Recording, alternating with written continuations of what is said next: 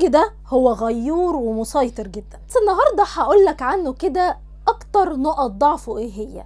تفتكر مين البرج ده؟ البرج ده من الابراج الترابيه اللي شخصيتها قويه جدا وواثق بنفسه قوي، صبور وعنده اراده، ومش ممكن انك انت تحبطه مهما حصل. قبل ما تقولي انا طبعا مش جايه اقولك نقط قوته، انا جايه اقولك نقط ضعف البرج ده. يلا بينا بقى نبتدي. اول حاجه عنيد عنيد عنيد عنيد عنيد، يكره قوي الغلط، ولما بيشوف كده او بيواجه شخص مختلف معاه صعب ابدا ان هو يتنازل عن رايه. تاني حاجه مادي، بيسعى دايما ان هو يلاقي الامان المادي، وعلى طول كده بيفكر ازاي يزود دخله. تالت حاجه هو كسول، ميال كده ان هو يكون مسترخي ومرتاح. هم اصلا بيوصفوا البرج ده بالكسل. هي اللي جايه دي 4 ولا 5؟ عدوا انتوا بقى وقولولي. الرقم اللي جاي ده بقى هو غيور. الغيرة هي أكتر نقط ضعفه، هو للأسف بيبص دايما لنجاح الآخرين وبيقارن الأشياء اللي عندهم مع اللي عنده. رقم 5 سريع الانفعال، بيغضب بسهولة جدا في المشاكل الكبيرة والصغيرة. آخر حاجة مسيطر، ميال قوي إن هو يسيطر على الآخرين. يا ترى عرفتوا قبل ما أقولك؟ اكتبولي في الكومنتات هو مين قبل ما أقولك.